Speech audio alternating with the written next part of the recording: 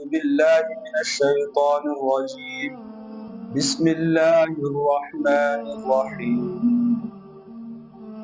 يا أيها الذين آمنوا اتقوا الله حق تقاته ولا تموتن إلا وأنتم مسلمون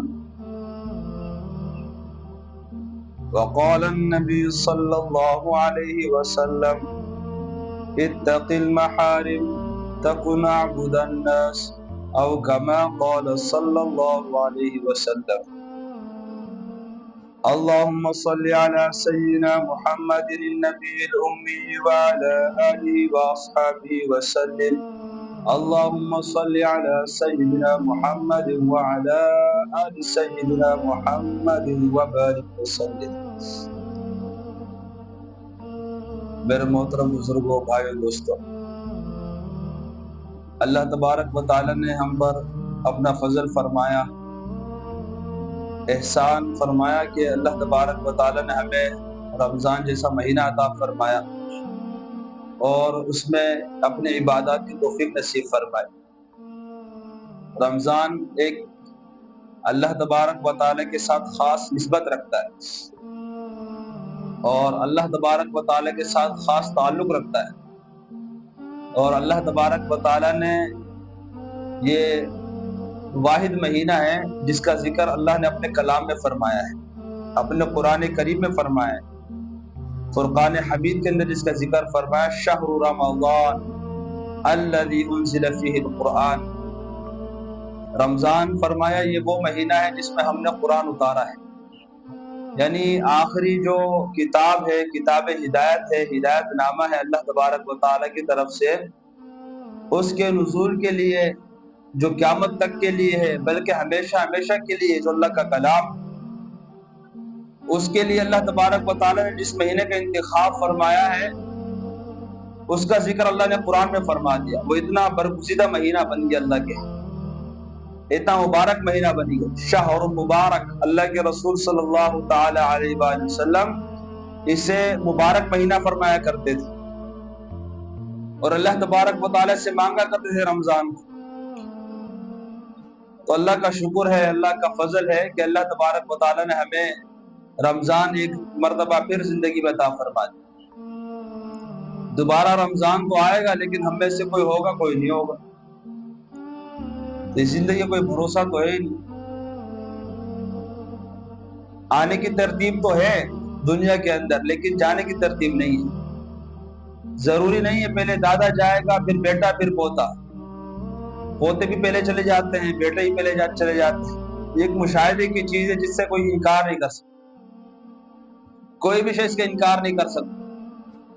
یہ ایک الگ بات ہے کہ ایسا لگتا ہے کہ اس گھر کے اندر میت ہوئی ہے اور ہم یہ دل پہ یہ خیال ہی نہیں آتا کہ ہمارے گھر کے اندر یہ ماحول بننے والا ہے، یہ غم کا ماحول ہمارے گھر میں بھی بننے والا ہے، میرا بھی اسی طرح حال ہونے والا ہے. بس یہ سمجھتے دوسرے کے ساتھ ہو گیا. بس ایک زمانہ یہ ہوا کرتا تھا جب کسی مسلمان کا جنازہ جا رہا ہوتا تو جو پیچھے لوگ ہوتے تھے وہ ایسے غمگین ہوتے، ایسے افسردہ ہوتے، ایسا لگ رہا ہوتا یہ جنازہ جس کے لیے جایا جا رہا ہے یہ ان میں سے کسی کا بیٹا ہے، کسی کا بھائی ہے، کسی کا والد ہے، کسی کا دادا ہے. حالانکہ بہت سارے مسلمان صرف دینی نسبت مسلمان ہونے کی حیثیت سے، لیکن وہ اس کے جنازے کو لے جا رہے ہوتے اپنے جنازے کا خیال کر رہے ہوتے اور اپنی فکر ان کو تازہ ہو جاتی، اپنا غم تازہ ہو جاتا کہ آج نہیں تو کل نہیں تو 2-4 دن کے بعد یہ ضروری ہے یہی حال میرا ہونے والا ہے.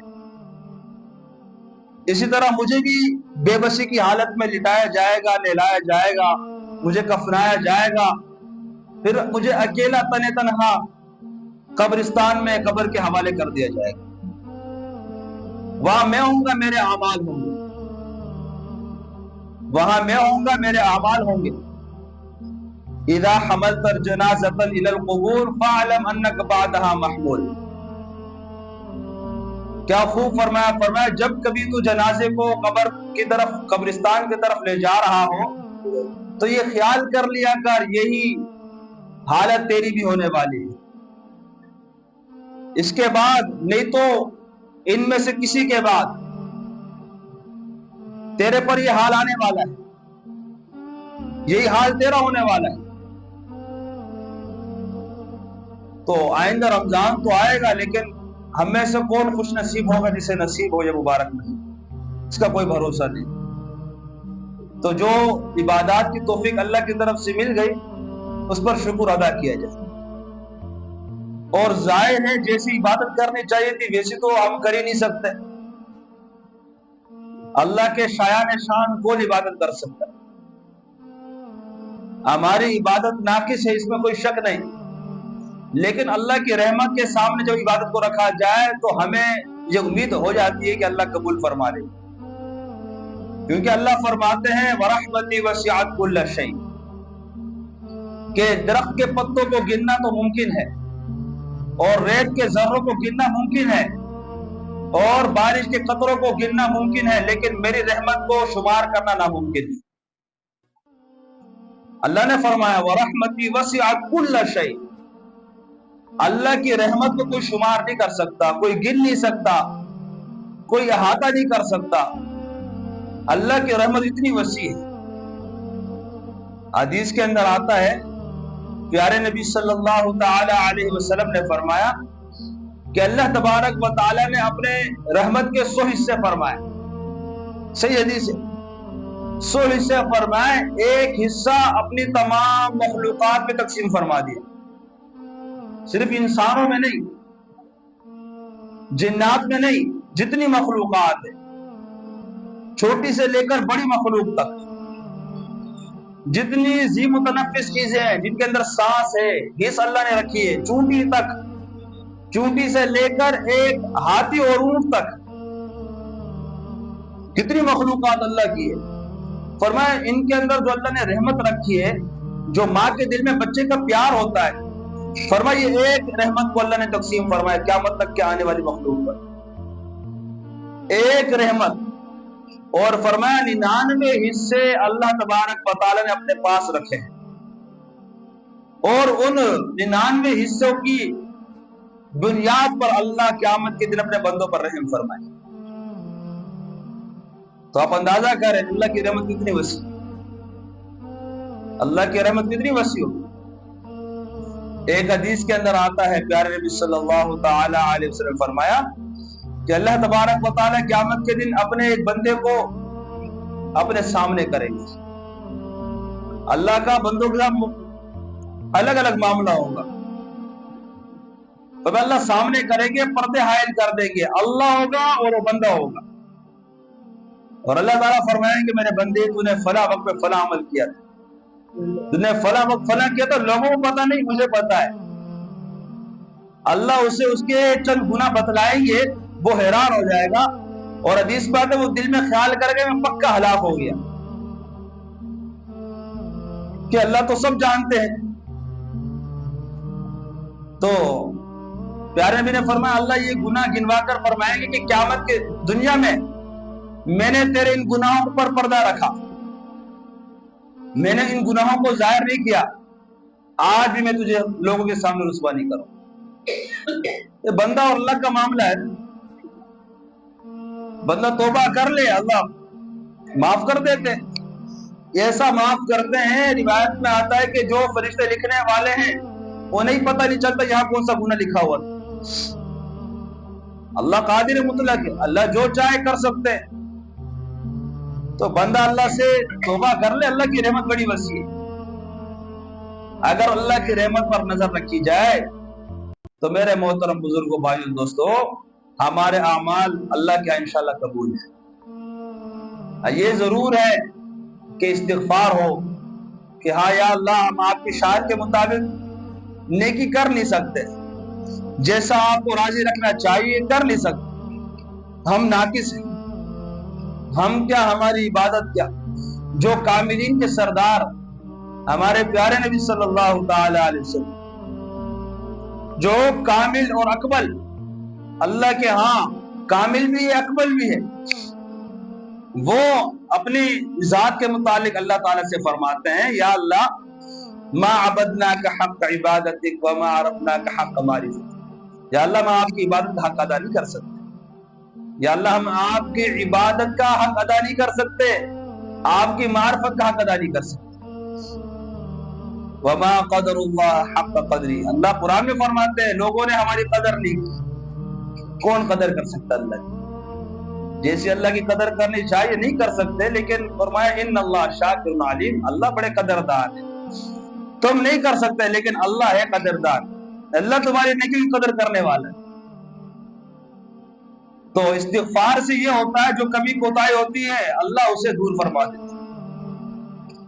اور رمضان کے بعد جو لوگ اللہ کے گھر سے جڑے ہوئے ہیں، اللہ کے در سے جڑے ہوئے ہیں، اللہ کی بارگاہ سے جڑے ہوئے ہیں، تو یہ علامت ہے اس بات کی کہ رمضان کی عبادت اللہ کے ان کی قبول ہو گئی، ورنہ رمضان کے اندر ایک الگ ماحول نظر آتا تھا، فجر کے اندر اتنا مجمع ہوتا تو جو عام دنوں میں عصر اور عشاء میں نہیں ہوتا، لیکن ایسا لگتا ہے کہ وہ لوگ مہمان تھے، رمضان کیا گیا وہ چلے گئے، جو اللہ کے اصل گھر والے تھے وہ آج بھی ہیں۔ ایسا لگتا ہے کہ وہ مہمان تھے ایک مہینے کے لیے وہ چلے گئے، اور جو اللہ کے پسندیدہ تھے جن کے اللہ کے ہاں عبادت قبول ہوئی اللہ نے انہیں جوڑے رکھا، کیونکہ ایک عبادت کے بعد دوسری عبادت کی توفیق مل جانا یہ اس بات کی علامت ہے کہ اللہ نے پہلی عبادت قبول فرما لی۔ رمضان کے بعد نماز با جماعت کی توفیق مل جانا اور اپنی طاقت کے مطابق اگر وہ حرام سے بچ رہا ہے، اللہ کو راضی رکھنے کی کوشش کر رہا ہے، یہ اس بات کی علامت ہے کہ اللہ کے ہاں اس کی رمضان کی عبادت قبول ہو گئی۔ حضرت شیخ مجدد الفسانی رحمۃ اللہ علیہ فرمایا کرتے تھے کہ رمضان سارے سال کا جو ہے وہ خلاصہ ہے، آئینہ ہے سارے سال کا، 11 مہینوں کا آئینہ ہے۔ فرماتے جو چاہے کہ میں سال کے 11 مہینے اچھا انسان بن کے رہوں تو وہ رمضان کے اندر اپنے آپ کو اچھا بنانے کی کوشش فکر کرتا ہے۔ جس نے رمضان کے اندر نماز با جماعت کا اہتمام کیا، اللہ کے ہاں وہ قبول ہو گیا تو وہ 11 مہینے بھی نماز کا اہتمام کرے۔ ایسے تو نہیں ہے کہ رمضان کے اندر نماز کا اہتمام تھا، گویا کہ رمضان میں اللہ نے نماز کو حکم دیا ہے۔ بظاہر حال ایسا لگتا ہے جو لوگ رمضان کے بعد اللہ سے دور ہو جاتے ہیں، ایسا لگتا ہے کہ نماز کا حکم اللہ نے رمضان کے لیے دیا ہے، حالانکہ نماز کو سال کے 12 مہینوں میں 5 وقت فرض ہے، جماعت کے ساتھ بلا عذر پڑھنا فرض ہے، جماعت کا چھوڑنا کبیرہ گناہ، جماعت کا اہتمام کرنا بغیر عذر، سخت کوئی عذر ہو تو اللہ کے ہاں تو ظاہر اللہ اللہ ہے، لیکن بغیر عذر کے جماعت کے ساتھ پڑھنا واجب ہے۔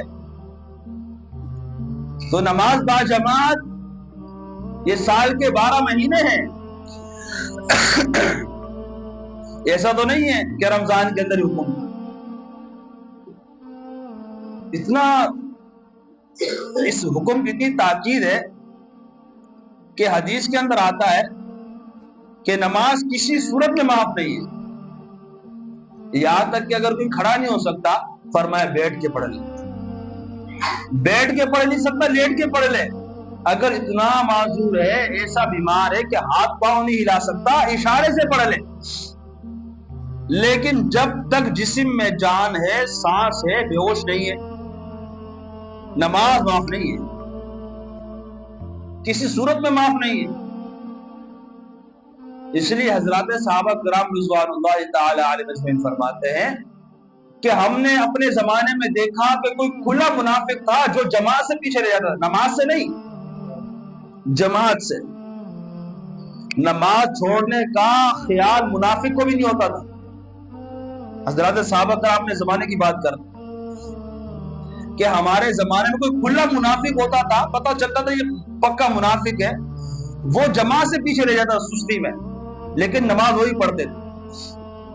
یعنی آج کا مسلمان حضرات صحابہ کرام کے زمانے کے منافق سے بھی گیا گزرا،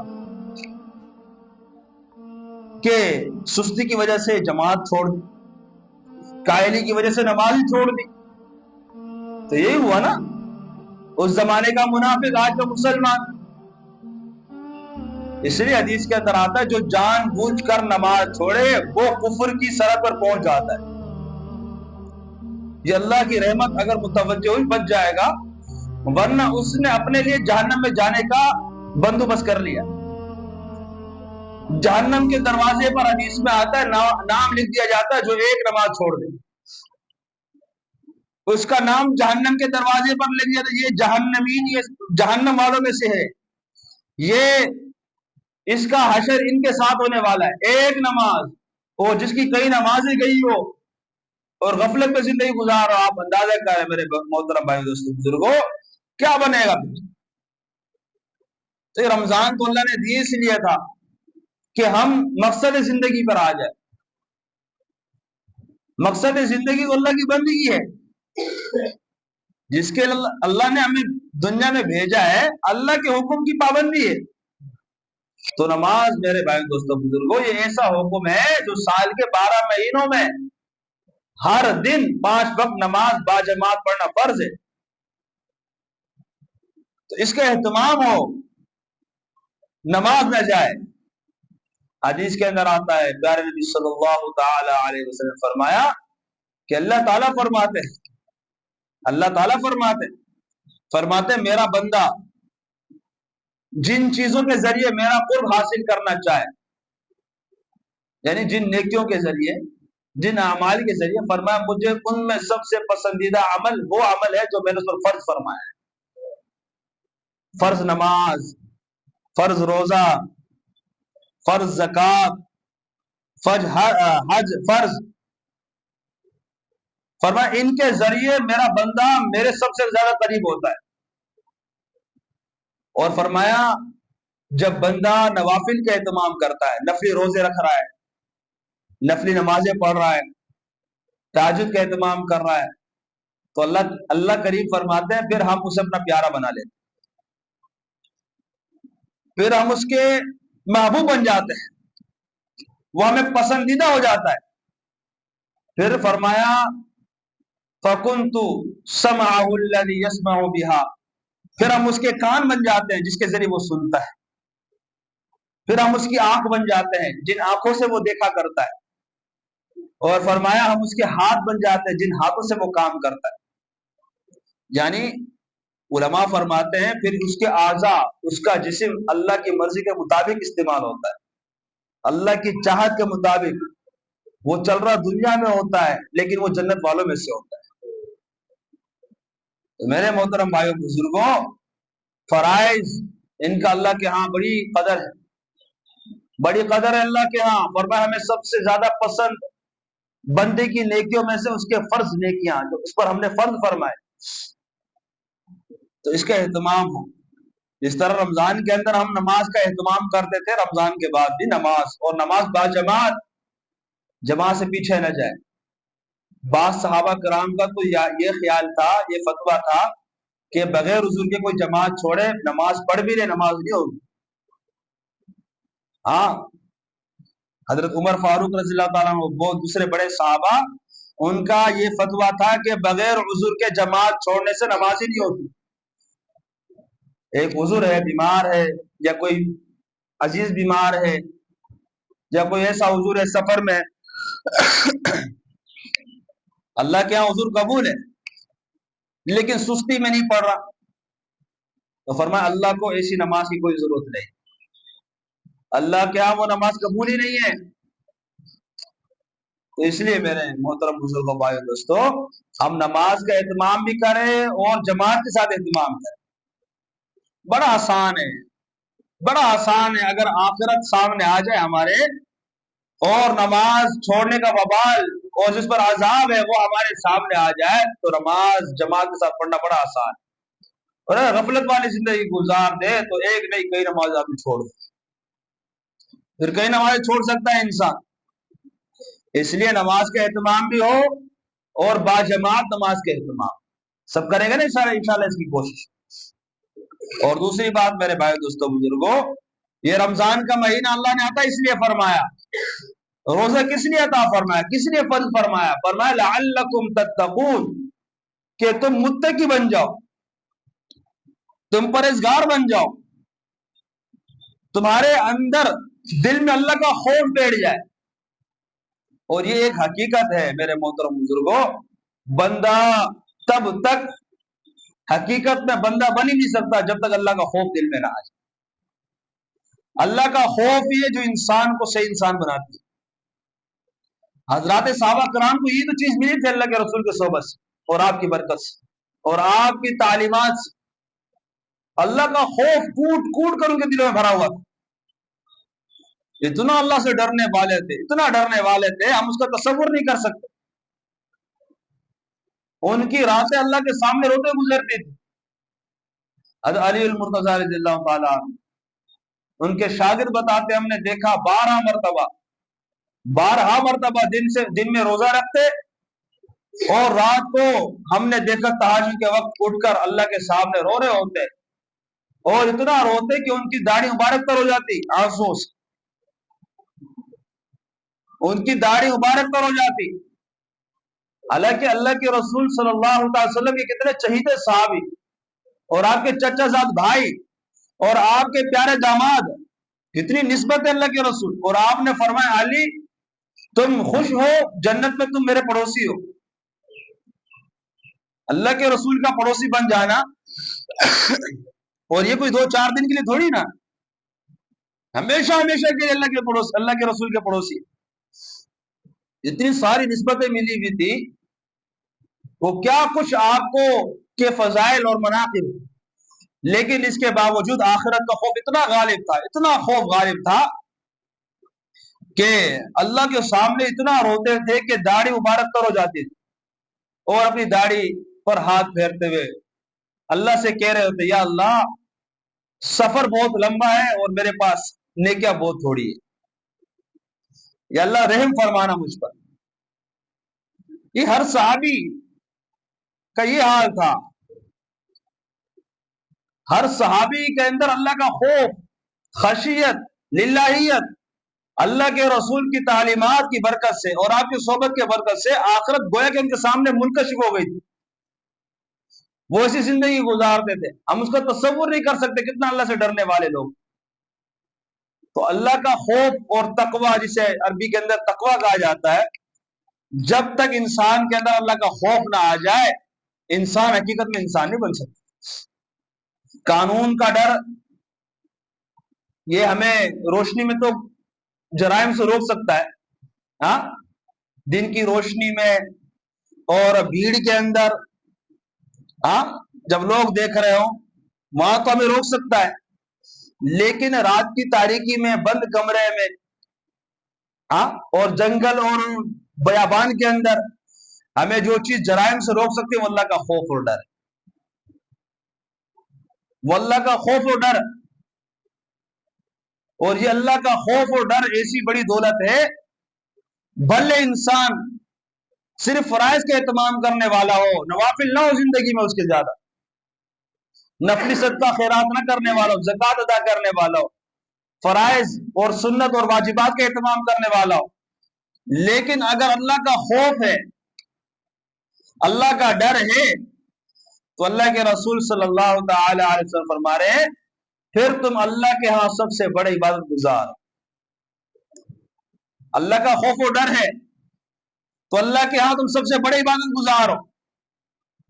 یہ نہیں فرمایا کہ رات بھر تمہیں جاگنا پڑے گا اور دن بھر تمہیں روزے سے رہنا پڑے گا اور ہر وقت تمہیں کسی نہ کسی نیکی کے کام میں مشغول ہونا پڑے گا اگر بڑے عبادت گزار بننا چاہتے ہو اللہ کے ہاں.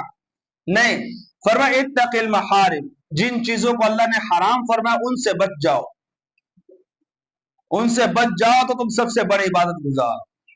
روزے کیا, روزے کا خلاصہ کیا ہے, روزے سے تقویٰ کیسے ملتا ہے, بندہ متقی کیسے بنتا ہے. اب دیکھیں نا, بند کمرہ ہو, روزے سے ہے, ٹھنڈا پانی موجود ہے, کوئی دیکھنے والا نہیں ہے, کھانے کی چیزیں موجود ہے, کوئی دیکھنے والا نہیں, لیکن کیوں نہیں کھاتا, اللہ کا حکم ہے نہ کھانے کا, اللہ کے حکم سے حلال کو چھوڑ دیا. یہ تو اللہ سمجھانا چاہ رہے ہیں, اللہ تربیت کر رہے ہیں, جیسے اللہ کا حکم ہے حلال چھوڑ رہے ہو تو اللہ کا حکم ہے حرام چھوڑ دو، اللہ کا تو یہ حکم ہے نا۔ تو جب کبھی کوئی حرام کا تقاضا سامنے آ رہا ہو، بد نظری کر لو، کانوں سے کوئی غلط چیز سن لو، کسی کی غیبت کر لو، کسی کو گالی دے دو، اس وقت یہ خیال کر لینا کہ میرا یہ عمل اللہ کو ناپسند ہے اور اللہ کا حکم ہے یہ نہ کرنے کا۔ فرمایا اللہ کے حکم کی وجہ سے تم حرام سے بچ جاؤ، فرمایا اس کی وجہ سے تم اللہ کے پیارے بن جاؤ گے، اللہ کے ہاں بڑے عبادت گزار بن جاؤ گے۔ ساری ساری رات عبادت کرنے والے کو وہ مقام نہیں مل سکتا جو اللہ کے حکم کی وجہ سے حرام سے رکنے والے کو جو اللہ کے یہاں مقام ملتا ہے۔ حضرت بایزید بستامی رحمت اللہ علیہ، اللہ کی زیارت ہوئی، اللہ جسم سے پاک، اللہ کی اپنی شان کے مطابق زیارت، تو عرض کہ یا اللہ آپ کا قرب چاہیے، آپ کا قرب چاہیے، آپ کی نزدیکی چاہیے، آپ کا دامن، آپ کی رحمت دامن رحمت کے اندر آنا چاہتا ہوں۔ تو اللہ تعالیٰ نے فرمایا، روایت میں آتا ہے، فرمایا گناہوں کو چھوڑ دو، ہمارے پاس آ جاؤ، اتق المحارم وتعال، تقوی اختیار کر لو، ہمارے حکم کو نہ توڑنے کا اہتمام کر لو، حرام سے بچنے کا اہتمام کر لو، فرمایا ہمارے پاس آ جاؤ، تم ہمارے پیارے۔ تو میرے محترم بزرگوں، یہ رمضان سے خاص کر ہمیں یہ سبق حاصل کرنا ہے کہ جس طرح رمضان کے اندر ہم حلال اللہ کے حکم کی وجہ سے چھوڑنے والے تھے نا، اس طرح ہم سال کے 12 مہینے اللہ کے حکم کی وجہ سے حرام چھوڑنے والے بن۔ اگر اس کا اہتمام کر لیا، آپ یقین کریں زندگی کے اندر حسن آ جائے گا، اور جو گمشدہ پونجی ہے ایک مومن کی، سکون، وہ تبھی ملے گا جب انسان اللہ کو ناراض نہ کرے۔ اللہ کو ناراض کر کے ہم یہ سمجھے کہ سکون کی زندگی مل جائے، ایسا نہیں ہو سکتا۔ پھر آئے گی بے سکونی، آئے گی بے چینی، آئے گی پریشانی، آئے گی، ہر برائی اپنے ساتھ کوئی نہ کوئی غم کا کانٹا لے کر آتی ہے۔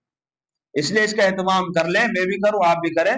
اللہ تبارک و تعالی ہم سب کو کہ سنے پر عمل کرنے والا بنا دے۔ وآخر دعوانا الحمدللہ۔